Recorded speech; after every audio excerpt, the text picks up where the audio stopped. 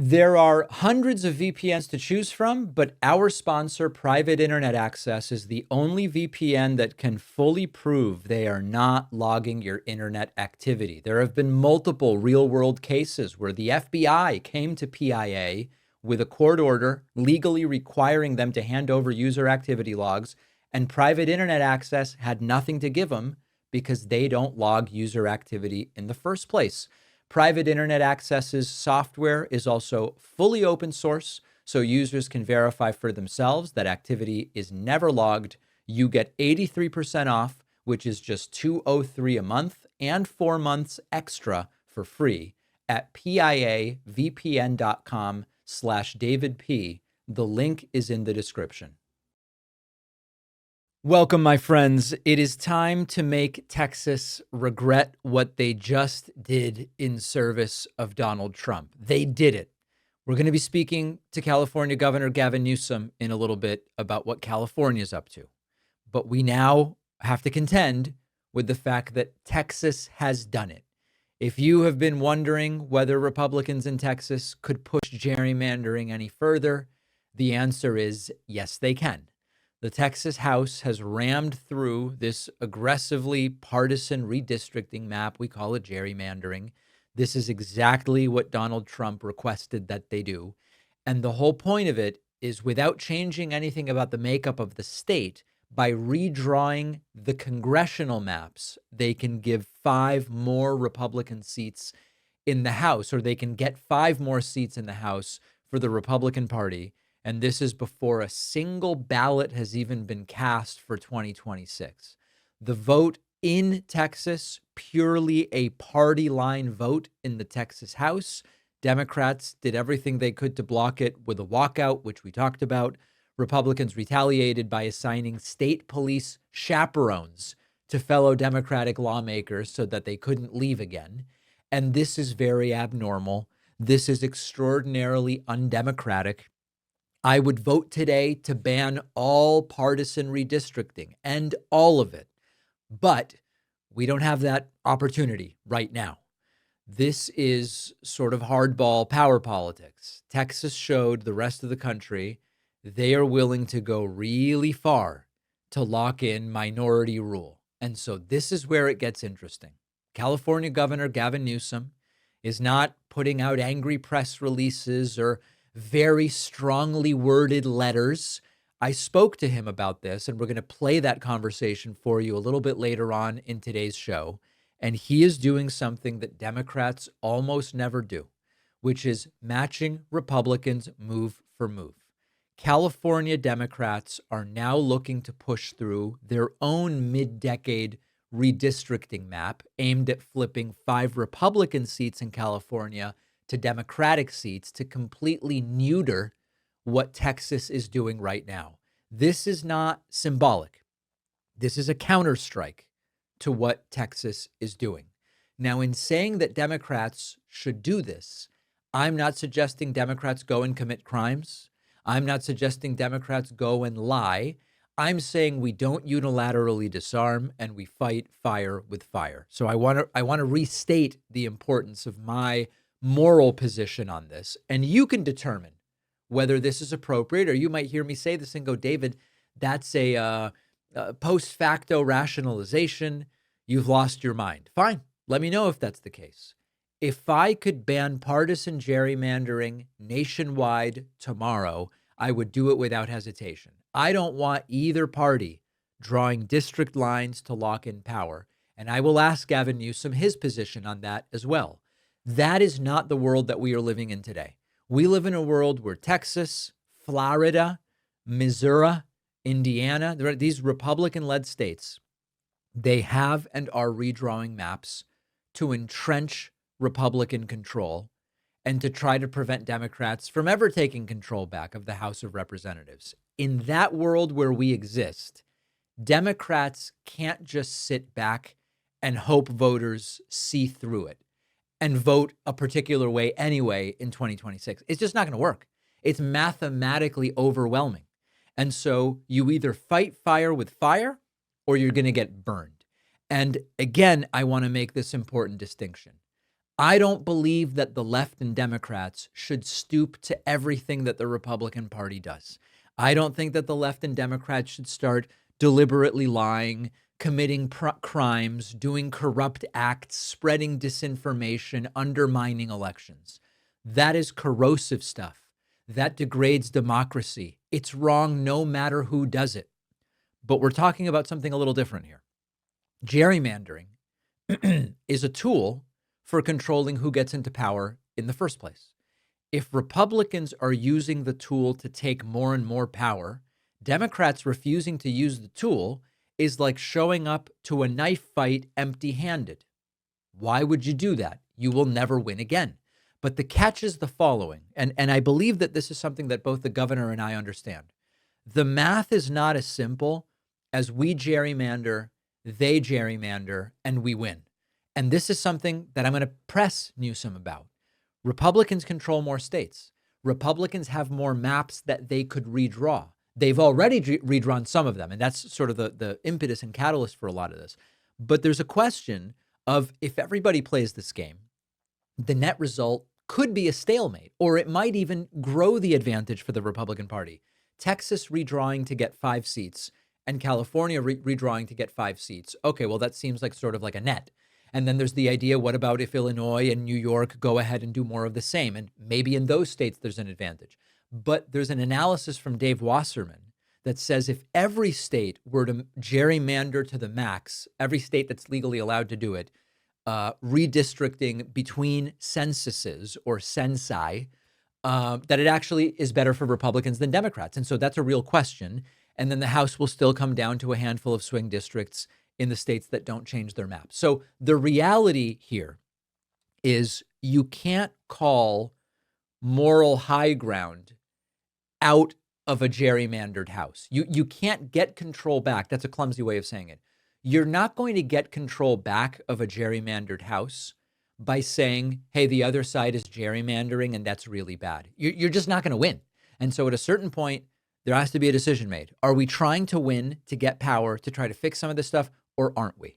So Texas has decided to play the game. They've pushed forward on that legislation. Fine. What we have to do now is make them regret it. Let's make their 5 stolen seats cost them 10 seats if it's possible. 5 of them might come in California if California voters in November decide that that's what they want to do. And maybe there will be others coming from elsewhere. So the whole idea here is we need to get power to then end the practice once and for all. Hilariously, to some degree, if Democrats do this and it helps to win the House back in 2026, and then Democrats propose a ban on all politically motivated redistricting, I assume Republicans will do what they've done in the past, which is say, no, we don't want that. We want to keep partisan, politically oriented redistricting. We could have a path to never having this conversation again, but Republicans actually love the partisan gerrymandering, even if they claim that Democrats are the ones that are really doing it. So Texas did it. It's now time to make them regret it if we can. We have a number of disastrous economic headlines, and we are going to discuss tomorrow on the show how so much of what is going on is completely self-inflicted by the Trump administration. I'm going to go through a number of economic headlines, and we're going to talk about their implications. First and foremost, John Deere, a company that Donald Trump loves and has much touted as a great representation of what's good about American innovation and business. Well, in the wake of Donald Trump's tariffs, John Deere is announcing mass layoffs. We will link the article. This is going to affect more than 200 workers at 3 Midwestern plants. 115 employees will be fired in Illinois. 50 workers at that same plant in a different plant in Illinois are also going to be fired. 71 in Waterloo, Iowa. What the statement put out by the company says is that, as stated on our most recent earnings call, the struggling agricultural economy continues to impact orders for John Deere equipment. This is a challenging time for farmers, growers, and producers, and directly impacts our business in the near term. The primary drivers for the change from last quarter are increased tariff rates on Europe, India, and steel and aluminum. John Deere layoffs as a result of Donald Trump's tariffs. Optional, not necessary, not a required response to some calamity. Trump wanted to do it, and he did. Next, Pepsi will be hiking prices on the soda concentrate by 10%. This will start on September 7th. Sources told the beverage news outlet that finished canned and bottled sodas sold to distributors will also climb 3 to 5%, depending on the brand. Earlier this week, the soft drinks darling launched Drips by Pepsi, a new line of sodas, blah, blah, blah. Trump promised groceries were going to be going down, and instead we now have wholesale vegetable prices up 38%, and we now have Pepsi concentrate up 10%, and Pepsi canned drinks up 3 to 5%. Not exactly what Donald Trump promised us. Electronics. The Verge now reports that Sony is raising prices for its much-loved PlayStation 5 starting, it says tomorrow, which is today because the article is from yesterday. Sony is raising the price of all PlayStation 5 models by $50. Sony cites the challenging economic environment, including, you know where I'm going, the tariffs that President Trump has placed on imported products. By the way, Microsoft has also raised the price of Xbox hardware and accessories, including bumping up Xbox Series X digital to $550. Nintendo also increasing the cost of accessories for its Switch 2, and it also raised the price of the original Switch because of the impact of tariffs. Not a global economic condition, not a pandemic, not a business cycle. Trump's optional tariffs, which he is waging as a trade war that he thinks he will easily win. What about energy, which Donald Trump also promised would come down? This is exhausting, folks. I mean, this is really dystopian. Electric bills are up 10% so far this year. Why they could keep getting costlier. I just got the highest electrical bill I have ever had for, it was for July. And it was extremely hot. And then also, you know, with a new baby, we're trying to keep the house cooler all day than we otherwise might if we're like out working and such. So that combined with the price increases at record electric bill. I think it was $550, but I mean, just not even close the most expensive electrical bill I've ever had. The report from Forbes, electricity bills are up 10% since the start of the year. They could rise another $170 a year for households by 2035, thanks to, the repeal of clean energy tax credits, new tariffs, and the rapid expansion of electricity-hungry data centers to fuel a boom in AI. Two of those three things have Donald Trump's orange face all over them. The repeal of the clean energy tax credits, didn't have to do it. Trump wanted to.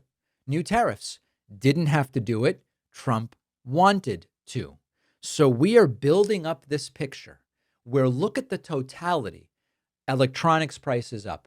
Electricity prices up, grocery prices up, soda prices up, John Deere is laying off people, job creation, the lowest in 3 years, manufacturing activity, biggest decline in, I believe it's in 5 years. What is going on here? And the big story is that we are the victims, not of global circumstance, not of circumstances beyond our control, not of business cycles or pandemics or natural disasters. We're the victims of Trump's egomaniacal, narcissistically self-centered economic policy, where he wants to portray himself as the big, strong boy. Nobody's stronger. What a big boy. And of course, he is pushing through with ideas that were bad from the beginning and that never should have happened to start with. Is everybody loving it? Let me know. Also, let me know what you're seeing in your community.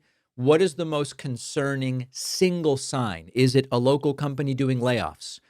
Restaurants that are closed? Prices? Let me know what it is. info@davidpakman.com. Do you ever feel like you're being watched online It's because you are. Even in incognito mode, your internet activity can still be tracked by your internet service provider, by big tech, by data brokers, and even by the government. The solution is our sponsor, Private Internet Access, a VPN that hides your IP address so you can't be tracked online, and so you can access websites and content normally not available in your region. Private Internet Access is the only VPN that can prove in multiple ways they do not log your internet activity. Their software is open source. Anyone can see that the VPN is not logging your traffic. Multiple court cases have happened where law enforcement tried to get user activity logs from the company. The company didn't have them. You can choose from lightning fast IP addresses in all 50 US states and 91 countries. You can use private internet access on unlimited devices with just a single account. And my audience gets 83% off, which comes out to just $203 a month, plus get 4 extra months for free. Go to piavpn.com/DavidP. The link is in the description. A pending Supreme Court case could strip our Fourth Amendment rights and allow immigration agents to come into our homes for any reason, no probable cause needed, all while Republicans try to twist things so that you think this is all great for America. This should be the biggest story in the US right now, but it's almost impossible to keep up with the millions of moves that Trump is making every single day. That's why Ground News exists. Ground News is an app and website that exposes the blind spots and spin before it takes control of our opinions. Ground News is the smarter, more reliable way to stay informed when MAGA is banking on us getting distracted. I'm partnering up with Ground News to give you 40% off the same Vantage plan that I use. So you'll pay only $5 a month for all of their premium features. Just go to ground.news/Pakman or use the code Pakman in the app when you sign up. The link is in the description or scan the QR code.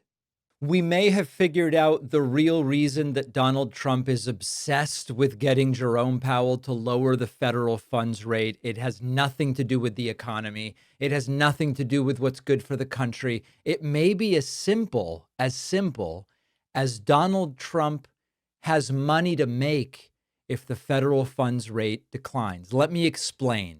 Trump has been demanding that the Federal Reserve slash interest rates for a while now. And some of his demands have not been for like a 25 or 50 basis point cut. Trump's been talking about the Fed lowering interest rates 3 or 4 full points, something the Fed would only ever consider doing, number one, much more slowly than 3 or 4 points at a time. You usually see a quarter to half a point at a time.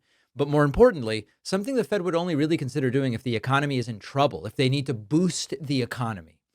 Thanks to new disclosures, we now know that Donald Trump could make a lot of money. Donald Trump's wallet could swell like his ankles if the federal funds rate were to be reduced. Let me explain why.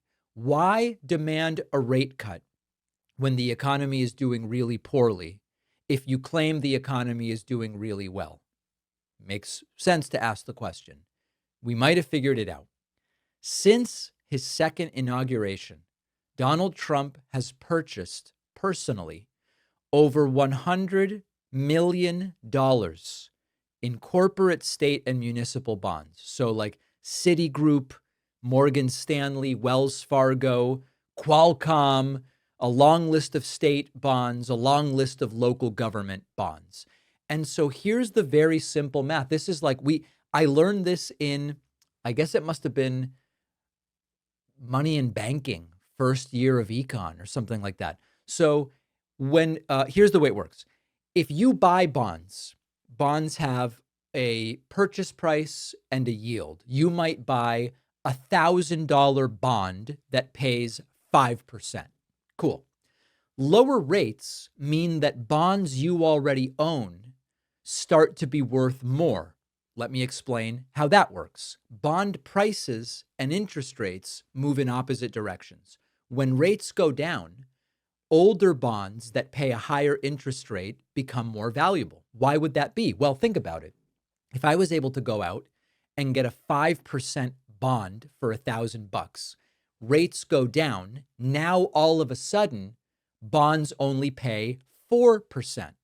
Why would I now go and spend $1,000 on a 4% bond? I would be willing to pay more than the 1,000 for a bond that pays 5%. Now, this is not the exact math, but all of a sudden, the bond I might have purchased for $1,000 that paid 5%, someone might be willing to pay me $1,100 for the bond, because if they go out on the public market, they're no longer going to get 5%. So in order to get a higher yield, they're willing to pay me more for that bond. This is why they move in opposite directions. So here's the kicker. Trump has bought $100 million worth of bonds. If and when the Fed lowers rates, Trump's bonds with the higher rates are now worth more. Trump can sell them and make a whole bunch of money. The more downward pressure Trump can put on the federal funds rate, the more his bonds are going to be worth on the open market. Fed cuts rates, Trump's bonds spike in price, instant windfall. And so when you see Trump out there patting Jerome Powell and going, this guy's got to lower rates for me, he's too late, Jerome Powell. Trump would benefit from that personally. Now, the White House is doing its usual dog and pony show. The White House is saying, oh, no, Trump's portfolio is managed by a third party. He doesn't have a role in managing it, but he still knows what he's got going on. This is like when Trump, oh, I'm going to put my businesses in a blind trust. Right, but you still know if you own hotels, right? You still know you have a hotel in Washington, D.C. that diplomats and foreign dignitaries can stay at. By the way, Trump didn't end up doing that, but even if he had. So this is a guy with a long history of using the presidency to self-enrich, to help himself, his family, or his friends. You look at the 2017 tax cuts, slashed corporate rates, boosted profits for companies whose stock he owned, created this qualified business income deduction, which was a boon for many people sort of Trump's ilk. He did deregulation and rolled back environmental and financial rules, and that benefited sectors that Trump's invested in, banks, for example, and energy.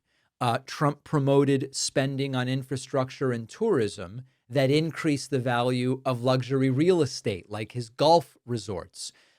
Tariff waivers. Trump has granted selective exemptions for products, including ones that he is involved in. And so, you see this and you can almost laugh. Like, can you imagine if Obama had done this? Forget about Biden. I know people go, David, stop talking about Biden, if Biden had done it. All right, well, forget about Biden.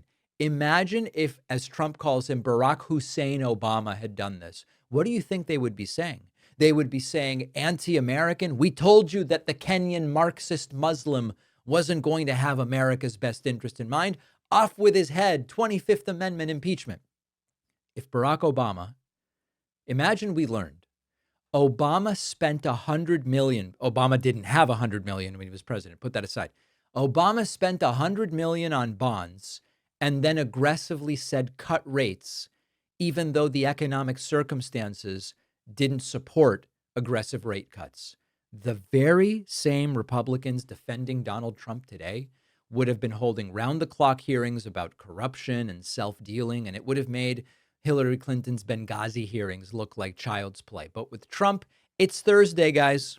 That's it. It's Thursday. So going forward, when you hear Donald Trump talking about the Fed's got to do the right thing, Jerome Powell's too late here, just remember that this is a guy who has turned the presidency into a personal profit center before. He's doing it again. Lower rates might help you a little bit, like maybe you could get a mortgage for slightly cheaper, except, by the way, home prices and mortgage rates also tend to move in opposite directions. Mortgage rates go down, home values tend to go up, because with a lower interest rate, people can now afford more home for the same monthly payment. The point is, it might help you a little bit. It is going to help Trump a lot. And imagine if he can make a couple percentage points on $100 million in bonds. That's Trump for you. Can't say I'm surprised. Kellyanne Conway was wildly triggered on Fox News. She does not like being wrong. Kellyanne Conway is the on-again, off-again advisor to Trump. To be perfectly frank, I don't even know if she has. Let's see how they have her listed here. I don't even know if she has a formal role And right look at now. Gavin. I guess she may not. All right, let's listen to what she had to say. She doesn't like what Gavin Newsom is doing. She says he's trolling and it's cringe and only Trump can get away with this sort of thing. And look at Gavin Newsom. He tried to do this, was it a radio show, a podcast, whatever he tried to do. Now he's busy trolling on social media, and it's cringe, it's falling flat. I'm sure they'll come after me now, who cares? Because Donald Trump is one of one. Only he can do what he's done with social media, with podcasts, in the way he's done it. 900 rallies and counting. The thing that he does that we all miss and don't talk enough about is he just works harder than everyone else. Right. And look at Gavin Newsom. It's that simple. You can't do what Trump does. When Trump does erratic, all night, all caps posts to social media, completely unbecoming of the office of the presidency, Trump's crafted a way to do that is coherent and it makes sense. It's not embarrassing. But when Gavin Newsom does it, that's a totally different story. Completely different story.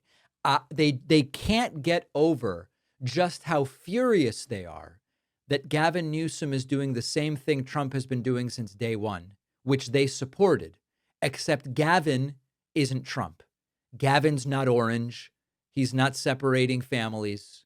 He's not doing the things Trump does. So they're really, really mad that Gavin Newsom is satirically doing something that Donald Trump has been doing, which they have no problem with. The topic then came up, and Kellyanne really gets triggered on this show. The topic came up of Donald Trump wanting to essentially be the curator of the Smithsonian, Trump posting that the Smithsonian has too much woke stuff going on and they're too focused on how slavery was bad, and Trump's going to send his people through there to evaluate each museum exhibit and determine what's woke and what's not. Kellyanne Conway hilariously says, we didn't elect Trump to be curator of the Smithsonian. He doesn't want to do that. And Jessica Tarloff points out, that's exactly what he said he wants to do. But we didn't hire him to be the curator of the Smithsonian. There are people far more qualified to tell that story. And guess what? I think it's fair. You know, when I've mentioned this before, so in front of an audience that didn't necessarily agree with me, like, it should be okay to say Robert E. Lee is a traitor and we should get his statue down. And it should be okay to just talk about this slavery as one of the worst things in certainly American history and world history. Dana, we didn't elect President Trump to be curator of the Smithsonian. He doesn't want to do that. What he wants to do with our museums that are taxpayer funded is make them educational, informative, and not rewrite history. And he wants to do with them what he's done with the universities, what they're doing with every agency and department. Listen to what Kellyanne says. She says Trump doesn't want to be the curator of the Smithsonian. Actually, he put out a tweet saying that that's exactly what he wants to do.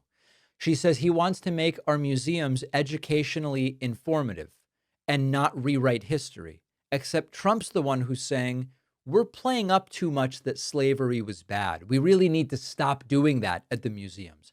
It's Trump who's trying to rewrite history. We are sort of in an environment here where they are now regularly defending Trump on the basis that they actually should be attacking him. That's how backwards things have become. And it's interesting because if you pay attention to right-wing media, and Fox's The Five is an interesting one because they actually do have one left voice, Jessica Tarlov, who's there to push back a little bit so it's not a completely uncontested echo chamber. They are now often conflicting in their defenses of Trump. You often hear defenses of Trump now that couldn't both possibly be true. In other words, Trump's good because he's getting involved in something and good because he's staying out of it. That's a classic one. It's great that Trump got involved here. It's great that Trump's not getting involved here. And these sort of incoherencies are really common when the primary prism through which political support is established isn't an adherence to policy. It's not, well, listen, Kellyanne Conway, for her, immigration, tax policy, and NATO are really important. Here's what she believes. And as long as Trump adheres to what she believes, I know you're hearing that and going, what are you talking about, David? It's just a cult. That's all it is. And that's the point. When the support is based on personality and the leader is seen more of as a pseudo deity cult leader type than just an elected official where let's try to get them to do things we think are good for the country and good for the world, you end up with these completely inconsistent positions from people like Kellyanne Conway. So extraordinarily triggering, but nothing compared to the level of trigger that is happening as a result of what's going on with Gavin Newsom. Gavin Newsom is living rent-free in the very oversized heads of many Fox News hosts, one of those being Sean Hannity. Last night on Fox News, most of the primetime shows were focused on Gavin Newsom. They weren't focused on ending conflict around the world. They weren't focused on the growing cracks in the American economy thanks to Donald Trump's economic policy. They are obsessed with Gavin Newsom. And I believe that that is because what Newsom is doing is working. Here is Hannity attacking, ridiculing the social media approach of Newsom in mocking Donald Trump. He's so jealous they didn't come up with this themselves. Now, currently, he and a social media team, they are busy trying to mock President Trump on X by posting messages in all caps. He's trying to pretend to be Donald Trump. Gavin is also attacking Fox News hosts. He's trying to bait conservatives into social media fights. He's actually referred to our own Tomi Lahren account as Yelp for toilets. Which is great, by the way. Very clever and funny. She'll join us in a moment to respond. Gavin, now currently... the anger is growing. They wouldn't be spending all damn night talking about Gavin Newsom if this wasn't getting to them and working to some degree. They hate the numbers that the social strategy is getting. They hate that Newsom, by the way, that Newsom's actually engaging with independent media in a way that previously Democrats were not. Here is more from Hannity saying that what Newsom is doing will not help him except with his existing loony base. I have a point. Results matter. A new performative, confrontational style. Maybe it wins you points with the loony radical base in your party, but America is not going to vote for that record. Well, let's wait and see. Ted Cruz ranted for so long about Gavin Newsom that they started playing him off with music. Cruz was so flipped out about it that they just kept playing. It's like when the Oscars acceptance speech goes too long. They just keep going and going, and then the music comes in louder and louder. They are booing, they're unhappy. And you know what this is illustrating? That all the rest of these Democrat cities could reduce crime too. It reminds me, Sean, of when Gavin Newsom, when President Xi from China came to San Francisco. Newsom cleaned up all the homeless people and drug addicts, and that told all the people of San Francisco he could have done it last week or last month, but he didn't because they didn't matter nearly as much to him. Their kids didn't matter as much as the leader of Ted, don't you hear the music? You're supposed to stop talking. Communist China. Well said. And by the way, congratulations to you, Governor Abbott, and the...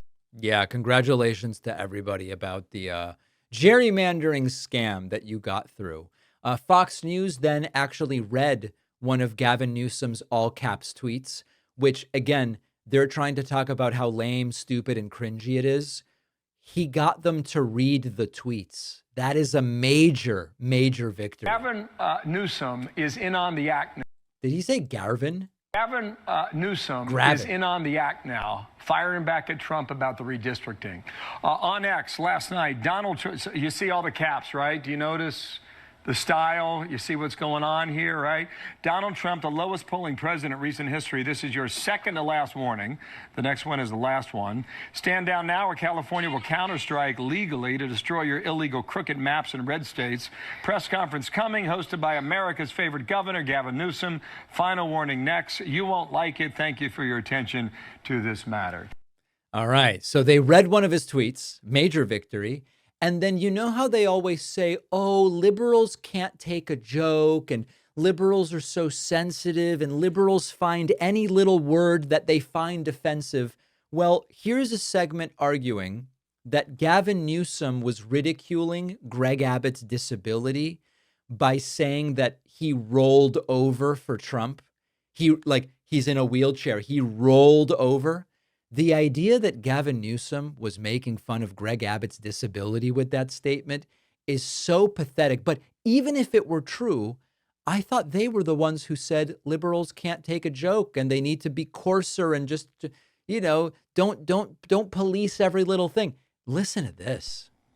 Congressman Greg Abbott, who is in a wheelchair, and Newsom says he rolled over for Trump.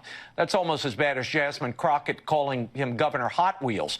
You know, we asked for a statement, and Newsom's office said something flippant like, you know, oh, you're so woke. He'll get over it. Abbott will get over it. Your response to that? Can you imagine?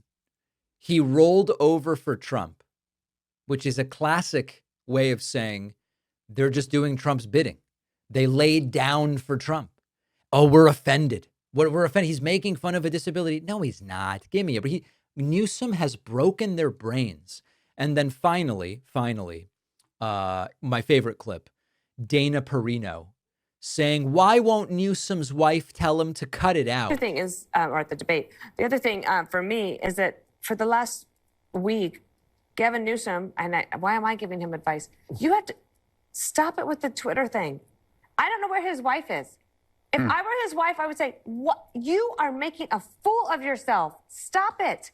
Do not let your staff tweet. And if you're doing it yourself, put the phone away and cut it out, Gavin. It's really stupid. If this weren't working, if this weren't attaining purchase, it wouldn't be on all day on Fox News. They don't know how to deal with it. Now, I'm going to, of course, give you the other side of this, and we'll talk to Gavin Newsom after the break. Triggering Fox News with your tweets, it's fine, right? But you've got to figure out how to make this redistricting thing actually work. And that's what we're going to be talking about with Gavin Newsom after this short break. You say you'll learn a new language every year, but few of us actually follow through. That's why I always recommend Babbel. It's the app that finally made language learning stick for me. This year, I've got a trip to France planned. I've already started brushing up using Babbel's 10-minute lessons. The app is built around real-life conversations, not games or gimmicks. So I'm learning exactly what I actually need to know when I land. I've even been using Babbel's speech recognition technology to improve my pronunciation. Super helpful. Babbel is designed by over 200 language experts and proven studies from places like Yale and Michigan State. There's a study that found that using Babbel just 15 hours is like a full college semester of a language. They offer 14 languages and more than 16 million people have used it. They've got a 20-day money-back guarantee, so it is risk-free to try. Here's a special limited time deal for my audience. Right now, get up to 60% off your Babbel subscription, but only for my audience at babbel.com/Pakman. Rules and restrictions may apply. The link is in the description. It's great to welcome back to the program California Governor Gavin Newsom. Governor, first and foremost, I do want to thank you for your attention to this matter. It's really important that we be here to talk about this. So I want to talk about three things. I want to talk about redistricting. I want to talk about the reaction to the proposal, and then just what, if anything, you think this idea means or suggests about how Democrats should go forward in 26 and 28 in dealing with what they're up against. So the plan here, of course, is redraw the maps conditionally if voters want it and if Texas or another red state do the same, with a time limit of 2030, estimated that this would put 5 additional seats in play from California, 3 which would be pretty reliable pickups, and 2 that would be more toss-ups and maybe strengthen some other seats potentially. Is that like the 30,000-foot arc here? No, I think you nailed it. It's temporary, it's transparent, and it's democratic, meaning the voters will ultimately decide. The transparency is in the maps themselves that will be on the ballot. And the temporary nature is a really important point you underscore, that will continue to maintain our 15-plus year status of having an independent redistricting commission, but under these emergency measures in response to what has occurred in Texas and other states. We will change the maps for congressional seats only in 26, 28, and 30, and then revert back to original form. I will say this, Texas appears now to have moved or is about to move, so this notion of conditioning it no longer necessarily is applicable, or at least relevant necessarily. And I imagine the legislature themselves may consider that as they make the final vote, perhaps even amending that out as a condition, since now it's self-evident that we'll need to move forward in response to what Texas has done. One of the concerns from some in my audience is this a race to the bottom, in the sense of if someone does it and then someone responds and then someone responds? Here's my view on it, and I want to hear from you. Republicans, to a great degree, have already done it. And so what we're talking about here is, I think if you had the option to ban partisan gerrymandering nationally, I believe you would support that. I certainly would, but I don't support unilateral disarmament. And saying we're not going to do something they've done, which leads to losing, which leads to never getting power with which to change any of these things, that I don't like. And so I'm curious to hear from you. I mean, would your preference be that we do away with all of this stuff, but that's simply not where we find ourselves?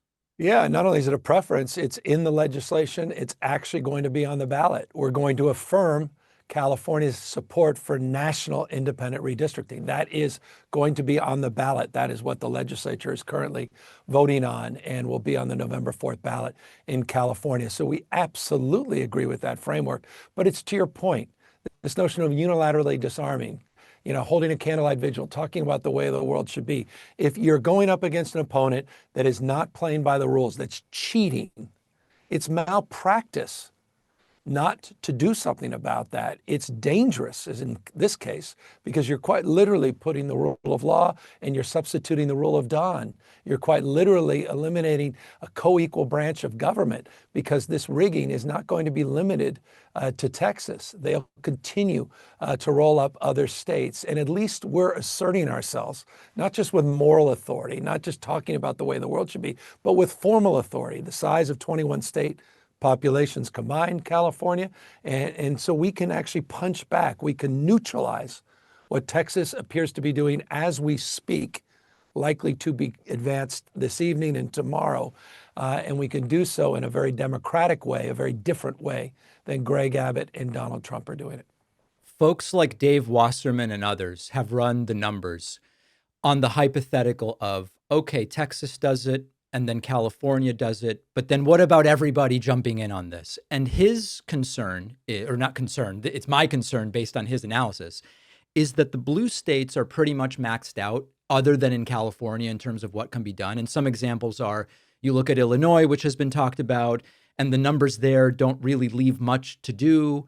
New York maybe has a little more opportunity, but the rules there are more complicated, and there are legal doubts as to whether New York could do what you're looking to do in California, and the other states simply have too small of a population. So the point here, Governor, is if everybody does it, if Texas and California doing it opens the floodgates, that it's actually not that useful to Democrats and may not give much of a net benefit at all. Have you seen those numbers? Have you thought about that analysis? Yeah, they're different estimates. Maryland may be able to move. I do think I do think Hochul in New York, they have a little bit of movement. There was some expression of concern a few years ago in terms of what they did or didn't do in that respect. And look, I'm not here. It's not what happens to us. It's how we respond to what happens to us. And we're responding to what happened to us in Texas, what's happening in real time. If we don't do it, they will do it. They've done it, and they will continue to do more. At least we can punch back. At least we can neutralize the largest state that likely is moving forward in this afternoon, and that's Texas. And then we could put pressure on those other states and potentially put pressure on other blue states to at least test your theory of the case, test the theory that some are asserting. But if we don't do that, we're toast. He's going to rig the election. And you think for a second, look, it's not just rigging the election, it's the voter suppression. You saw with the vote by mail, the assertion that he's got lawyers working on an executive order on vote by mail. He's going to vandalize that. He's doing it with intimidation tactics. He did it at the Democracy Center when we announced this campaign last week, on the hallowed ground of where we interned the Japanese in the 1940s, like quite literally on the exact same location, putting ICE and border agents, Border Patrol was there intimidating. That is a preview, I promise you. Pay attention. That is a preview of things to come. It's coming to a voting booth near you. It will happen. They will intimidate. They will suppress the vote. And it's also setting up the inevitable. You know it, because we experienced it after January 6th, where he tried to light democracy on fire, tried to destroy this company, and he tried to dial for votes with the Secretary of State in Georgia. He is setting up, if he loses, when he loses, if we push back and fight back, to say it was rigged, somehow it was stolen. And don't think for a second what you saw today, that charade, that carnival with these carnies, with the Vice President of the United States, with the Defense Secretary, representing at Union the Pentagon, Station in D.C.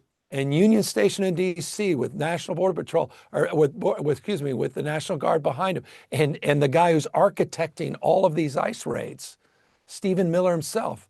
I mean, what more evidence of authoritarianism do you need?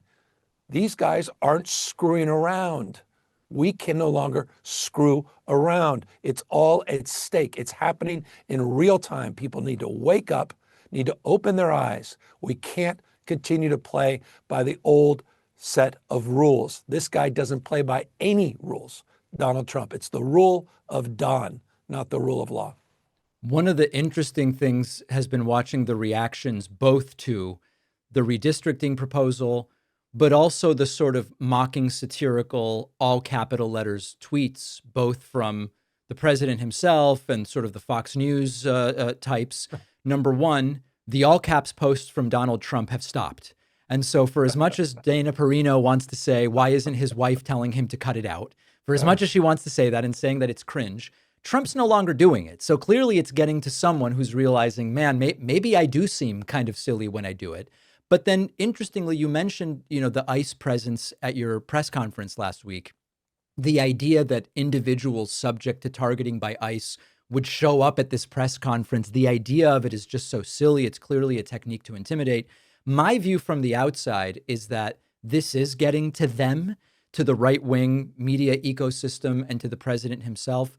Have you heard anything from behind the scenes of what the reaction has been beyond what we can see publicly? No, it's an interesting. I reflecting on your observation, the way you framed the question. I think it has.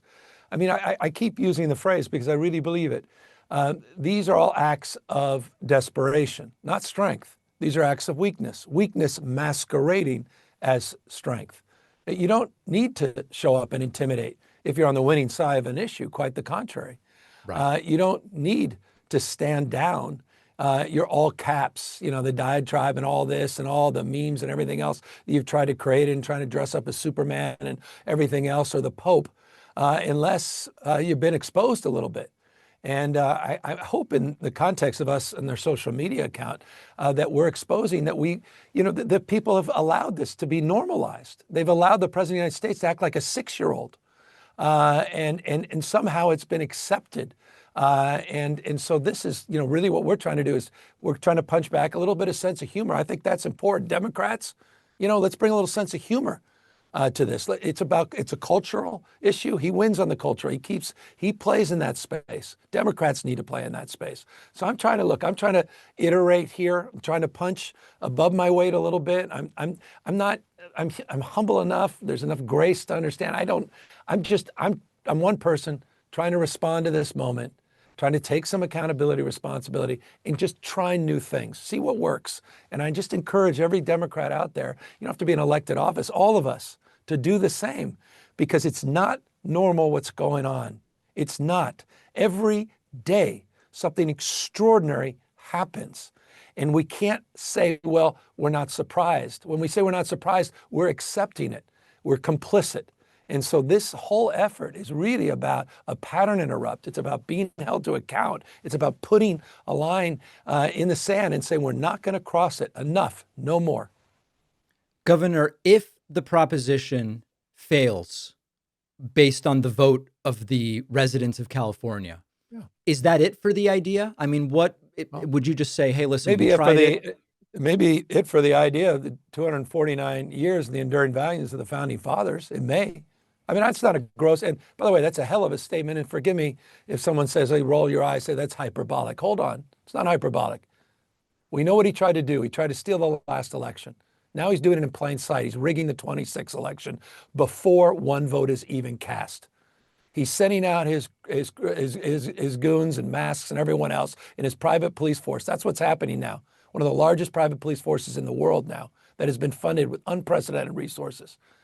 This is serious.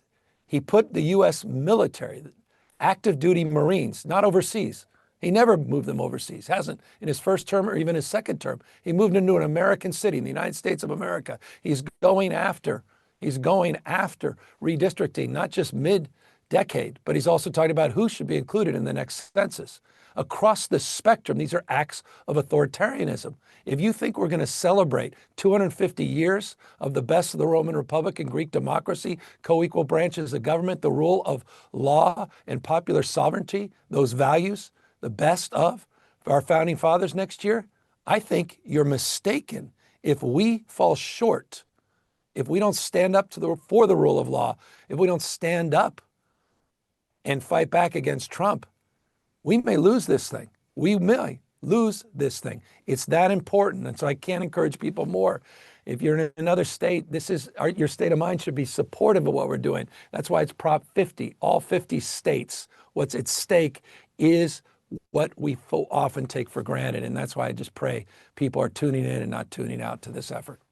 Governor, last thing I want to ask you about, in thinking about 26 and also 28, I have 5 or 10 questions I could ask you about 28 that I know you won't answer. So I'm going to skip over those. Let me ask you the one that maybe you will answer, which is, as you look around, do you see a favorable bullpen for the Democratic Party right now in terms of the choice that voters will get to make in 2028, as you see, just to pick a few people, Gretchen Whitmer and Josh Shapiro and, whoever people like, there seems to be no shortage, because one of the concerns has been time for a new generation, too much power for the old guard, et cetera. Whether or not at some point you might be on that list, do you like the bullpen right now? It's off the charts. I was just with Senator Booker, who I'd add to the list. What an extraordinary, you've got these unbelievably talented people like Pete Buttigieg, one of the most gifted communicators. What a mind, what a gift to the Democratic Party, to democracy. You mentioned a few outstanding governors too. There's more. Even Tim, I love Tim Walz. I love what Bashir is doing down there in a red state and punching above his weight and his political success. We've never had a group, and I say this, I'm a member of the DGA, Democratic Governors Association. I couldn't say this 7-8 years ago. It is the deepest bench we've had in my lifetime of governors. You've got all these talented Chris Murphy types, and forgive me types, but Chris himself, people in Congress, congressional representatives in the House, not just U.S. senators. And then you've got that lineup that we're all up on stage, the Klobuchars of the world and the Bernies of the world and AOC. Hey, I'm proud of my party, and it's across the spectrum. And so people can see themselves in all of these leaders. And I didn't even mention Wes Moore. I can go on. And you want the sort of brass knuckles of a Rahm Emanuel who's asserting himself. This is a pretty formidable group. Someone will emerge, and that will be up to all of you. And it's a question of timing. Do you meet the moment? And again, talk about humility and grace for anyone that endeavors to do that. But I will say this, if I may, David, just to not push back, but to reflect. It's exactly as you said, 2028, it's not about the guy or gal on the white horse to save the day. Right. We get too fixated on that. It's about the hard work, the grind between now and 2026, in between now and 2026, and then beyond. And that's where we just need to keep our eyes focused. All right. We've been speaking with California Governor Gavin Newsom. We'll have information about the redistricting proposal and all of the other things that we talked about. Governor, always appreciate your time. Thank you. It's great to be back with you. Go Google your name right now, and you'll probably be shocked by how many sketchy websites have your address, phone number, even details about your family. Our sponsor, Incogni, is the solution. It is a service that will force data brokers and people search sites to delete your personal information so scammers, spammers, and snoops can't get their hand on it. It's also now part of their unlimited plan that you can do custom removals. You're no longer limited to just the 250 plus sites in their automated system. You can submit any link where your personal info is exposed, and Incogni's privacy experts will get it taken down, even if the site's not in their database, whether it is whitepages.com, trellis.law, DNB, or anybody else quietly publishing your information. Incogni will wipe the footprint clean. You paste the link and they do the rest. If you're tired of being tracked, profiled, targeted, this is how you push back. For instance, these sites are where scammers and spammers can get your information to then target you. Using Incogni can cut way down on the spam calls and the messages that you get. Try it risk-free for 30 days and get 60% off an annual plan when you go to incogni.com/Pakman. The link is in the description. The pressure is clearly getting to Donald Trump, and he suffered another overnight cracking meltdown with post after post to Truth Social, 1 a.m., back at it at 6 a.m., riddled with lies, but really a sort of peek behind the curtain into the narcissistic collapse that is taking place here. I want to go through a few of the things on his mind and talk about the important policy and cultural and political implications here. Trump starting, quote, speaking about the redistricting effort of Texas, Trump said, quote, "Big win for the great state of Texas. Everything passed on our way to 5 more congressional seats and saving your rights, your freedoms, and your country itself. Texas never lets us down. Florida, Indiana, and others are looking to do the same thing. More seats equals less crime, a great economy, and a strong Second Amendment. It means happiness and peace. But Republicans, there is one thing even better. Stop mail-in voting, a total fraud that has no bounds. Also, go to paper ballots before it's too late. At 1/10 the cost, faster and more reliable. If we do these 2 things, we will pick up 100 more seats, and the crooked game of politics is over. God bless America." Trump, of course, ignoring that the motivation for what they're doing in Texas is merely a thirst for power. It's just an atavistic desire for taking control unilaterally, tyranny of the minority. That's all it is. Maybe Gavin Newsom in California and maybe some other states can do something to push back against it. Maybe they can't. And of course, Trump talking about no mail-in ballots, no voting machines. This is his latest authoritarian explosion, which we've covered extensively. Trump then continuing with another post, end mail-in voting and go to paper ballots. 100 additional seats will go to Republicans. The idea being that the will of the voter is that Republicans have 100 more seats in the House, but only because of the inherent fraud and criminality of mail-in voting do Republicans not have 100 more seats. Total fantasy, complete fantasy. Trump continues, 59% approval rating for President Trump, massive lead over the Democrats.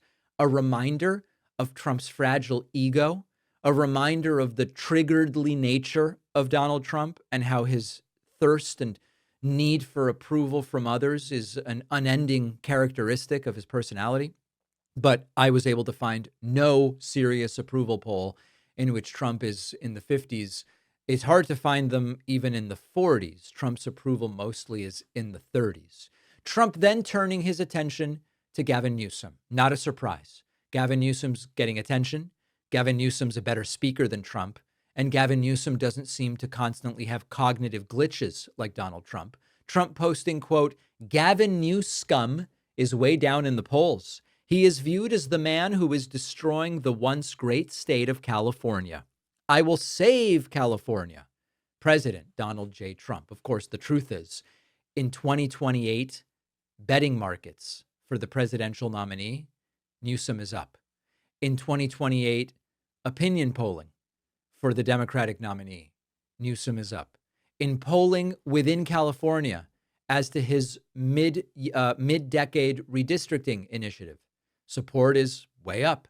So often it's just, what's Trump saying? The opposite is probably true. Trump then engaging caps lock once again. He couldn't resist. MSNBC is doing so poorly in the ratings that they are looking to change their name in order to get away from the stench of their fake news product. So much fun to watch their weak and ineffective owner, Concast, headed by dopey Brian Roberts, hopelessly and aimlessly flailing in the wind in an attempt to dissociate itself from the garbage that they created. MSNBC is a failure by any name. I'm not a big fan of MSNBC, so I'm not going to be here to defend MSNBC. I also think the new name MS Now is terrible, just absolutely terrible. And we talked about that on the award-winning bonus show yesterday. But Trump is just so obsessed. This is the president, and this is what he's wasting time on. Trump then continuing, just like our southern border is now 100% secure, that's a lie, Washington, D.C. is safe again, and we have just begun the process of revival. The truth is, troops were mostly sent to low crime areas of Washington, D.C., where they would be more visible. And in addition to that, this deployment of troops to D.C. has led to a reduction in dining reservations in D.C. by 30%. Trump's who could have guessed that militarizing the streets of D.C. was not exactly going to be an invitation to go out and have your tacos, right? Trump continuing, any California school district that doesn't adhere to our transgender policies will not be funded. Thank you for your attention to this matter. Trump throwing in a little transphobia. And then finally, Trump threatens Colorado if they don't release a convicted criminal that supports Trump back onto the streets. Trump posting, quote, free Tina Peters, a brave and innocent patriot who has been tortured by crooked Colorado politicians, including the big mail-in ballots supporting the governor of the state. Let Tina Peters out of jail right now. She did nothing wrong except catching the Democrats cheat in the election. She is an old woman and very sick. If she is not released, I am going to take harsh measures. Now, of course, the truth is that Tina Peters was involved in a whole bunch of different fiascos. She was charged for her role trying to steal the 2020 election from Donald Trump, and she was a important node of disinformation with regard to Biden stole it type conspiracies. And now Trump is saying, if you don't release her, I'm going to get personally involved. Spoken like a true authoritarian. This was all night, folks. This is it's 3 a.m. What is Donald Trump doing? Well, he's sitting on his bed, toilet, we don't know. And he's putting out messages like these. Terrifying. And if you think that the vice president's doing better, I've got news for you. It's not going so well. J.D. Vance suffered a public collapse in a completely fiasco PR attempt. Yesterday, J.D. Vance, the vice president, went with Pete Hegseth, the Secretary of Defense, and Stephen Miller, a architect of Trump's propaganda and his most vile policies. They went to Union Station in Washington, D.C. to talk about how it's crime-ridden and it's all terrible and blah, blah, blah. Reporter goes, why are you here? Like, there's no crime here. Shouldn't you go to the high crime areas? And JD goes, no. You've got homeless people here. Why are troops stationed here at Union Station on the National Mall instead of areas in D.C. where crime is statistically highest? Well, if you've ever been to Union Station in the last few years with your family, you know that crime is actually extremely high right here in Union Station. You have vagrants, you have drug addicts, you have the chronically homeless, you have the mentally ill who harass, who threaten violence, who attack families. So what you have at Union Station, most of what he mentioned isn't a crime, okay? He's saying you've got people here who are homeless or on drugs, neither of which should be a crime and neither of which is in D.C., although they're trying to criminalize it. You've got homeless people and people on drugs. And some of them are harassing people. Okay, I'm against that. No doubt about it. You can't hang out at Union Station and just harass people. But that's the major crime that's going on. Then he goes, and they're attacking people. I looked up the number of such incidents is extremely low. And what's extra crazy is that a lot of these National Guard troops that are being sent to D.C., they are being sent from red states that have cities within their state with higher crime rates than D.C. If the governors want to reduce crime by using their National Guard, you don't have to send them to D.C. Send them to the cities in your own states where crime is even higher. But no, we've got vagrancy, major crime. We need troops to deal with homeless people. Then they gave Stephen Miller a chance to speak. And it was as nauseating as you can imagine.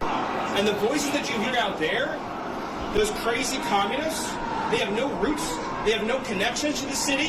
They have no families they're raising in this city. They have no one that they're sending to school in this city. They have no jobs in this city. They have no connections to this community at all.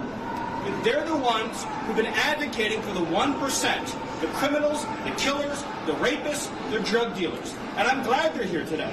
Because me, Pete, and the Vice President are all going to leave here, and inspired by them, we're going to add thousands more resources to this city to get the criminals and the gang members out of here. Yeah, this is completely performative bullshit. There's no other way to say it. And you know what? They were mercilessly booed by protesters, and thank goodness for that. Some violent, crazy people who were screaming at kids, with a few crazy liberals who were screaming at the vice president. But I think that's a very worthwhile trade to make, because we want our people to be able to enjoy our beautiful cities. And the last thing I'll say is to the American people, D.C. is already safer than it was 9 days ago, but we're going to make it safer still to come. This is your city. You should feel free to come and visit here, have a meal, see all these incredible monuments, and actually enjoy yourself. And that's so just booed mercilessly the entire time. This is all a theatrical event. None of this is real. They are saying that the biggest crime problem in the country is a city whose crime rates have declined precipitously. They send in troops and send them to the low crime areas where they will be more visible. Extreme areas where I was recently, walking around, going to dinner, and there's just troops milling about now. That's not actually where the crime is. The troops are coming from states that have higher crime cities than Washington, D.C. But the governors are saying, we're not going to deal with it here. We're going to send them to Washington, D.C. to be part of this theater. So at least JD got booed. But what a pathetic attempt. What a pathetic attempt they are making to make themselves seem like they're actually doing something here. Now, on the bonus show today, we are going to talk about a MAGA Republican who says that dead people personally told him they fraudulently voted. The dead people said it. I'm dead and I voted. Okay. Trump says that the U.S. will no longer approve solar or wind power projects. Why? They're killing the birds. And the African Union backs a campaign to replace the Mercator projection map that distorts the size of Africa. This is interesting. These maps have a lot of politics in them. We will talk about all of that and more on the bonus show. You can sign up at joinpakman.com and make sure you're getting my Substack newsletter by going to substack.davidpakman.com.